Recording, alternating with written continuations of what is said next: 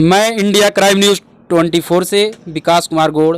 आइए मिलते हैं श्री आनंद पटेल दयालु जी से। ये जागरूकता अभियान चला रहे हैं, पूछते हैं कैसा जागरूकता अभियान है। देखिए, यह एक ऐसा जागरूकता अभियान है। आइए हम जनता से सीधे रूबरू आपको कराते हैं। जो जनता है जो परेशान होती है, आज चुनाव आता है, नेता रोड पर आते हैं, मिलते हैं, जुलते हैं, फिर जनता वोट देती है, फिर पछताती है, कहती है कि नेता काम नहीं करते। हर आदमी चट्टी चौराहों पर यह कहता है कि नेता काम नहीं करते हैं। कहता है कि नहीं कहता भैया? लगाइए भाई। कहता है ना? क्या कहता है भाई?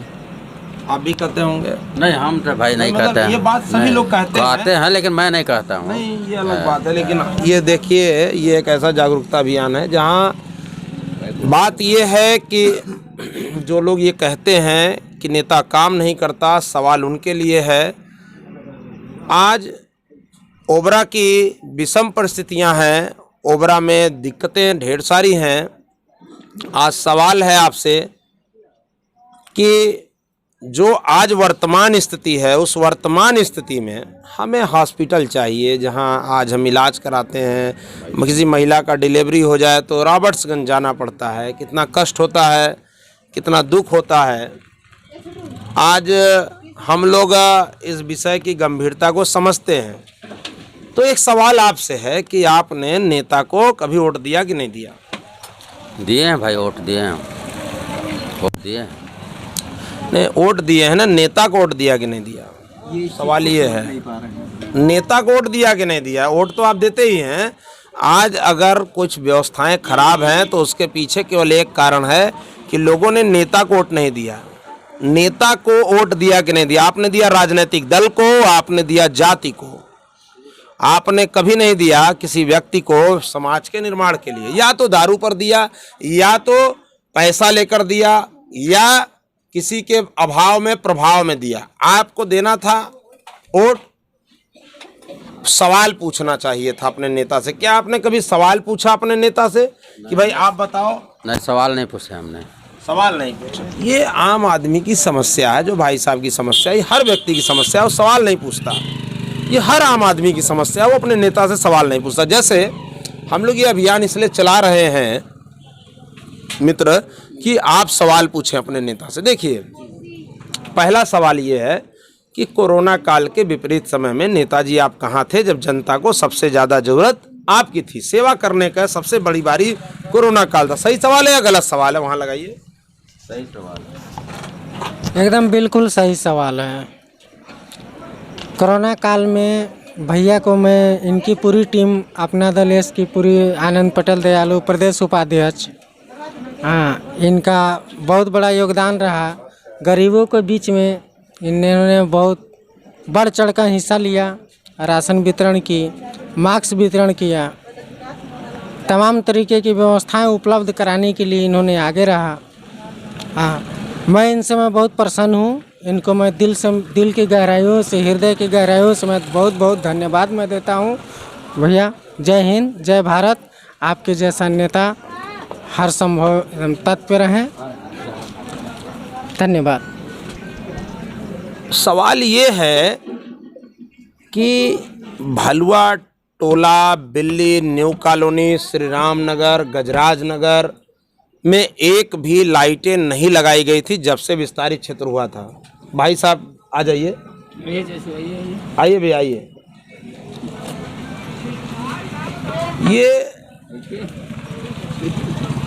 ये जो जनता है, इसको जागरूक करने का अभियान चल रहा है कि आप जागरूक होइए। होता क्या है कि सवाल है, हर जनता को पूछना चाहिए अपने नेता से कि आपने पिछले 5 वर्षों में क्या क्या काम किया है जिसके आधार पर हम आपको वोट दें। अगर वह चुनाव जीता हुआ कैंडिडेट था तो आपने क्या काम किया है, नहीं जीता था तो विपक्ष में आपने क्या भूमिका अदा किया है। जीतेगा तो एक ही जीता होगा, लेकिन हारे होंगे ढेर सारे लोग, तो आपने विपक्ष की भूमिका में क्या काम किया। दूसरा सवाल है कि कोरोना काल के विपरीत समय में जब लोग भुखमरी के कगार पे थे तो आपने कितने लोगों की मदद की, कहाँ थे? सेवा करने का सही समय था कोरोना काल। तीसरा सवाल ये है कि आज जो विषम जो परिस्थितियां हैं, आज आप कहीं भी जाते हैं, चट्टी चौराहों पर देखते हैं कि भलुआ टोला में, बिल्ली में, न्यू कॉलोनी, श्री राम नगर, गजराज नगर, जो भाई जी थोड़ा सा आइएगा, यह एक ऐसी जागरूकता अभियान हम लोग चला रहे हैं जहां पर हम चाहते हैं कि आम आदमी सीधे रूबरू हो, आम विषयों पर रूबरू हो और उसकी जो उसकी ज़रूरतें हैं, ज़रूरत बुनियाद चीज़ें हैं, उसको मिले।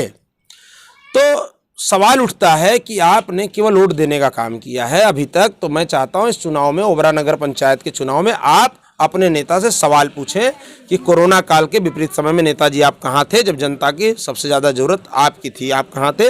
भलुआ टोला, बिल्ली, न्यू कॉलोनी, श्री राम नगर, गजराज नगर में एक भी लाइटें नहीं लगाई गई थी, तो आप कहां थे? कितने लोगों के लिए संघर्ष किया आपने, कितना पत्राचार किया, कितना ज्ञापन दिया, थोड़ा ये बता दीजिए। ये बहुत बड़ा विषय है अपने आप में। आपका पिछला 5 वर्षों का काम क्या है? भैया तीनों सवाल से आप सहमत हैं? आप बताइए, बताइए, दे दीजिए माइक, दे दीजिए। चलिए नहीं, ठीक है। क्या सर पूछे हम अभी आए हैं ना, इसलिए नहीं। हाँ, फिर से पूछते हैं कि जब हम लोग, हर आम आदमी चट्टी और चौराहों पर कहता है कि नेता काम नहीं करता, हर आम आदमी नेताओं के लिए भला बुरा बोलता है। एक सवाल जनता से कि आपने अपने नेता से सवाल पूछ के वोट दिया कि बिना पूछे वोट दिया? आपने राजनीतिक दल को वोट दिया, आपने जाति को वोट दिया, आपने कब समाज के निर्माण के लिए वोट दिया और देश के लिए वोट दिया? कब अपना बहुमूल्य वोट किसी नेता को दिया? सवाल यह है। सर आपका क्वेश्चन तो सही है। हम लोग देखिए, हम लोग जनता है, हम लोग चाहते हैं कि किसी को, कोई भी प्रत्याशी अगर खड़ा हुआ है तो उसको वोट दे, तो कोई काम करे। ठीक, हम लोग हर बार यही करते, बट यहाँ हमेशा की तरह कभी यहाँ पे काम अच्छे से किया नहीं गया। तो जनता के प्रति तो अभी कोई, जिसे जनता को विकास के हिसाब से काम कार्य नहीं किया गया। मगर आपका योगदान यहाँ पे अभी स्टेशन में जब भी रहा, 2-3 तो अभी तो आप तो सत्य में है नहीं, फिर भी आप 1-2 काम ऐसा किए हैं कि जो जनता बहुत खुश है आपसे। तो नेता, यहाँ की जनता ऐसा ही चाहता है कि कोई ऐसा व्यक्ति हो जो जनता का काम करे, न कि जनता नेता के पीछे कूदे, नेता जनता के पीछे कूदे। ऐसा हमें देखिए, आपकी बात का मैं जो है आपको धन्यवाद देता हूं कि आपने मेरा माइक पर हौसला बढ़ाया है। लेकिन असल बात यह है कि नेता बेचारा चुनकर नहीं जा पाता है। जो असली नेता होता है झूठ नहीं बोलता, फरेब नहीं करता। तो जो नेता है, तो लोगों को सवाल पूछना चाहिए अपने नेता से। जैसे हम ये कह रहे थे कि नेता से सवाल, मान लीजिए ये भी नेता है, मैं भी नेता हूँ, ये भी नेता है, तीनों लोग चुनाव लड़ रहे हैं, तो हमको सवाल पूछना चाहिए। हमें चेयरमैन किसको बनाना है? उसको बनाना है जो मेरे पीछे घूमे, न कि हम उसके पीछे घूमे। बहुत अच्छा जवाब आपका था, बहुत अच्छा विषय लगा कि देखिए, पहले राजा कैसे बनते थे? पहले रानी के पेट से जो बच्चा पैदा होता था वो राजा बनता था। आज क्या है? आज आपके वोट से राजा बनता है, आपके वोट से जो है लोग आगे बढ़ते हैं, आपके वोट से जो है लोग चेयरमैन, विधायक, सांसद, मंत्री बनते हैं। तो सवाल उठता है, नहीं चाय भी चलने दीजिए, चाय पर भी चर्चा है, तो चाय भर भी और चर्चा भी सब चीज। नहीं, चाय पर सभी लोग चाय पीते हुए चर्चा करते रहे। चाय पी ले बाबू, ये फोन तो गिर गया है। बात ये है कि साइलेंट कर दो। सवाल ये है, हम भी परेशान होते हैं, हम भी तो आम आदमी हैं, हम नेता हैं, तो क्या हुआ? हमें भी तो सुविधाएं चाहिए, हर व्यक्ति को सुविधाएं चाहिए। सुविधाओं की लड़ाई है। बात क्या होता है ये समझने की जरूरत है। सवाल क्या है कि आज तक वोट देते वक्त हम लोग ये नहीं सोचते कि हम नेता को दे रहे हैं कि राजनीतिक दल को दे रहे हैं। हम नेता के नाम पर वोट नहीं देते, हम राजनीतिक दल को देते हैं, जाति को देते हैं। हम किसी व्यक्ति को वोट नहीं देते कि अच्छे व्यक्ति को वोट देंगे जो अच्छे समाज का निर्माण करेगा। आइए सवाल पूछते हैं अपने नेता से। कोई भी नेता आता है मेरे दरवाजे पर, मुझे सवाल पूछना चाहिए। नेताजी, आप यह बताइए कि आपने पिछले 5 वर्षों में क्या क्या काम किया है जिसके आधार पर हम आपको वोट दें? सही सवाल या गलत सवाल? नेताजी बताएं तो। क्या भैया आपने काम किया है, थोड़ा बताइए। ये सही सवाल है कि यहाँ पे जो भी आते हैं कुछ काम हम नहीं करते हैं सर। हाँ। उसका दोषी कौन है? उसका दोषी कौन है? अगर वो नेता चुनकर जाता है, मेंबर, उसका दोषी वार्ड का मेंबर है। सबका विचार अपना रखने का है। देखिए, सबसे पहली बात तो वार्ड का मेंबर हो, चेयरमैन बने, विधायक बने, सांसद बने, उसको हम बनाते हैं ना। सबसे पहले दोषी तो हम हो गए ना। जैसे तेल पेरने वाली जो मशीन है उसका ध्यान दिया जाए। अगर तेल पेरने वाली जो मशीन है अगर उसमें जब हम जो है गिट्टी पत्थरा कंकड़ डाल देंगे तो क्या होगा? नहीं, अरे तेल पेरने वाली मशीन में हम सरसों की जगह कंकड़ पत्थर बालू डाल देंगे और गिट्टी डाल देंगे तो मशीन बैठ जाएगी मेरे भाई। राजनीति भी उसी तरह से बैठ रही है। जागरूक हो जाइए, उसमें सरसों डालेंगे तब तेल निकलेगा। अच्छे नेता को वोट दीजिए। वो अच्छा नेता कौन है, क्या है, वो आप उससे सवाल पूछिए, उत्तर आपको मिलने लगेगा। दूसरा सवाल है, कोरोना काल के विपरीत समय में नेताजी थे कहां जब सेवा करने की असल बारी थी? बोलिए भैया, सही सवाल है ना ये? कोरोना काल में सेवा करना चाहिए ना नेताजी को। तीसरा सवाल है, भलुआ टोला, बिल्ली, न्यू कॉलोनी, श्री राम नगर, गजराज नगर में एक भी लाइटें नहीं लगाई जा रही थी। नेताजी थे कहां संघर्ष किए? और दूसरी बात है सर, क्या कहते हैं, जब भी इलेक्शन आता है, खासकर जब इलेक्शन एकदम चरम सीमा पे आता है, तो बहुत सारे नेता आते हैं, बहुत दावे करते हैं, और कुछ क्षण जब इलेक्शन होने के बाद जैसे ही बीतता है समय, घड़ी बीत जाती है, कोई नज़र नहीं आता। हम अगर कॉल भी करेंगे, अगर किसी के नेता के पास जाएंगे तो कोई सुनवाई नहीं, कोई आना जाना। हम तो यहाँ तक देखे, जब तक अभी मेरी उम्र हो गई है, मान लीजिए 25-26 साल, आज तक ऐसा कोई नेता नहीं देखे जीतने के बाद दोबारा नजर आए मोहल्ले या अपने शहर में। उनके घर पे भी जाएंगे, उनके अगर आवास पे तो वो नज़र नहीं आते हैं सर। ऐसा मैं अभी तक, जब तक मैं ये कहना चाहता, जब से हम अभी तक बड़े हुए 25-26 साल की उम्र हो गया, अभी तक तो ऐसा कोई नेता नहीं हुआ जो आगे पूछे कि बेटा तुमको क्या जरूरत, तुम्हारे मोहल्ले में किस चीज़ की आवश्यकता है। ऐसा कोई नेता नहीं आया। अभी सर्वप्रथम पहल आप ही कर रहे हैं कि जो हर चीज़ के बारे में जागरूक कर रहे हैं कि लोग ये जानो, ये करो, वो करो, बता रहे हैं। इससे हम लोगों को कुछ जानकारी हुई है सर। देखिए, मेरा जो मकसद है ना, मेरा मकसद है जनता जीते, जनता हारे नहीं। चुनाव के बाद जनता हार जाती है, चुनाव के बाद जनता नेता को खोजती है, नेता दिखाई नहीं देता। यह बहुत बड़ी पीड़ा है। इसीलिए मैं चाहता हूं कि जनता चुनाव से पहले जनता अपने नेता से सवाल पूछे कि भैया आप बताओ ना, काम क्या किए हो, किस आधार पर वोट दें? लोग वोट मांग रहे हैं, उनसे सवाल पूछिए ना। बिना पूछे वो नेता है ही नहीं। राजनीति में देखिए, ये धंधा है, ये धंधा करना बुरा नहीं है। 2 रुपए कमाना, 2 रुपए लगाना, 2 रुपया 50 पैसा बनाना गलत नहीं है, लेकिन राजनीति कोई धंधा नहीं है जिसमें पैसा लगाइए और पैसा कमाइए। इसको बंद कराने की जिम्मेदारी लेना पड़ेगा आम जनता को। क्यों लेना पड़ेगा? क्योंकि आप भुक्तभोगी हैं। आपको कल जो जरूरत है इस हावड़ा के हॉस्पिटल की, आप सवाल पूछिए। आप जब अभी जो काम किए हैं वो बताइए ना हमें, क्या काम किए थोड़ा बता दीजिए। कोई कार्य नहीं हो रहा सर, कोई कार्य नहीं हो रहा है। यहाँ पे जो भी आ रहे हैं, अभी तक क्या हुआ है? कुछ नहीं। दिल्ली में कोई विकास नहीं है। तो नगर में कुछ आया तो थोड़ा बहुत लाइटें वगैरह लग गई, नहीं तो ये भी नहीं था। अंधकार में पूरा जीवन था यहाँ का।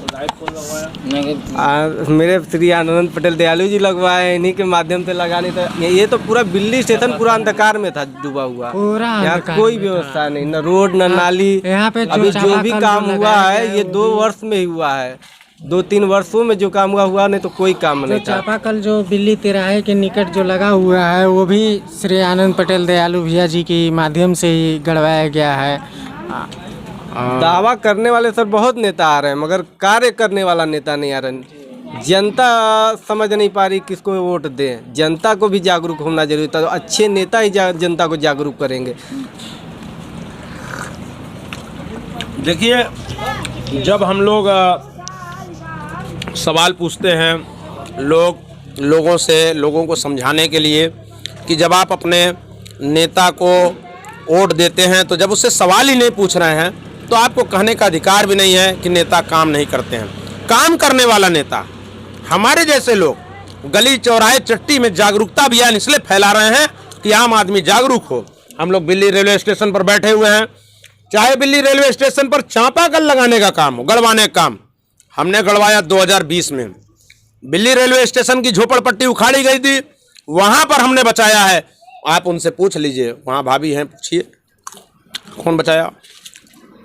दूसरा, यहाँ पर लाइटें लगाई गई हमारे सहयोग से, उसमें मैंने संघर्ष किया। इतना आसान नहीं था। शासी अधिकारी से अपनी बात मनवाने के लिए 200 बार ज्ञापन दिया गया। 2.5 करोड़ रुपए के टेंडर को ओबरा में कैंसिल करा के विस्तारित क्षेत्रों में लाया गया। संघर्ष लगातार किया जा रहा है। किसके लिए?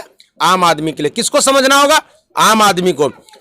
किसी नेता ने यह नहीं बताया कि मैं जीतने के बाद अपने नेतृत्व में क्या करूंगा। जैसे मैं आपको भी 1 करोड़ रुपए दे दूंगा, 200 कर्मचारी दे दूंगा, तो आप भी 1 करोड़ रुपए खर्च करा देंगे हर महीने। नहीं करा पाएंगे? करा देंगे, क्यों नहीं सर करा देंगे। लेकिन हम लोग ये कह रहे हैं कि अलग क्या करेंगे। तो अपने नेतृत्व के दम पर हम लोगों ने कहा है कि नगर पंचायत का चेयरमैन बनने के बाद ओबरा को निःशुल्क हॉस्पिटल देंगे, जहां उनका इलाज होगा निःशुल्क, जहां 10+2 CBSE बोर्ड का स्कूल होगा, जहां पर लोगों के लिए एक बड़ा काम होगा, एक ऐतिहासिक काम हम लोग करने जा रहे हैं। मैं चाहता हूं कि जो आप लोग यहाँ के लोग हैं, बताइए ये लाइटें जो लगाई गई, चाहे ये चापाकल गड़ा है, किसके सौजन्य से गड़ा है? क्योंकि आप लोग बताइए, मैं तो ये हमेशा बताता रहता हूं।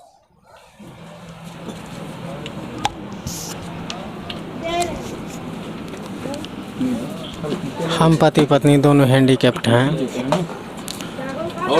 श्री आनंद पटेल दयालु भैया जी से प्रदेश उपाध्यक्ष अपना दल, मैं पहले हृदय की दिल की गहराइयों से मैं बहुत बहुत प्रणाम करता हूं, धन्यवाद देता हूं तहे दिल से। जो भी इनका कार्य हमें देखने को जो मिला, बहुत बढ़ चढ़ के इन्होंने हिस्सा लिया। और हम अपने मेरे पूरे टीम को, मेरे जो भाई बंधु जो हमारे साथ हैं, मैं भी उनको मैं जागरूक मैं करना चाहता हूँ कि जो भी इनका जो कार्यभार जो रहा वर्तमान में, वो काफ़ी अच्छा रहा। और खुशी की बात है कि हमारे नेता ऐसे ही होना चाहिए। बिल्ली मारकुंडी में चाहे कोई भी चुनाव हो, देखिए समझिए, इसके बाद वोट को मूल्यांकन कीजिए कि हमें किसे देना है, किसे नहीं देना है। इससे ज़्यादा तो अब मैं कुछ नहीं कह पाऊँगा। और मैं